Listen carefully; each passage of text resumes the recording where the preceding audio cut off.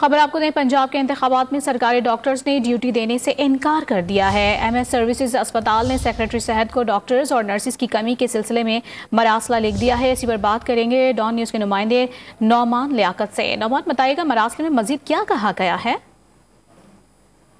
में general election के लिए जो डॉक्टर्स की ड्यूटी लगाने का मामला है, इस पर जराये ने दावा किया है कि डॉक्टर्स की एक बड़ी तादाद ने जनरल इलेक्शन में ड्यूटी देने से इनकार कर दिया है और सर्विसेज अस्पताल के MS डॉक्टर एहतशाम ने इस हवाले से सेक्रेटरी सेहत को एक मरासला भी लिखा है, जिसमें ये कहा गया है कि सर्विसेज अस्पताल में पहले ही डॉक्टर्स, नर्सिस और पैरा मेडिकल स्टाफ की कमी है और ऐसे में रोजाना की बुनियाद पर इमरजेंसी में 3000 जबकि OPD में 6000 मरीज चेकअप के लिए आते हैं और अगर अस्पताल में डॉक्टर्स की कमी होती है तो फिर ऑपरेशन और ICU के मरीज मुतासिर होने का खदशा भी है। इसलिए जो सर्विसेज अस्पताल के डॉक्टर और दीगर अमला है, इनकी ड्यूटियां जनरल इलेक्शन में ना लगाई जाए और इन्हें इस्तिस्ना जो है वो दिया जाए। जी नौमान लियाकत, आप अपडेट कर रहे थे, बहुत शुक्रिया आपका।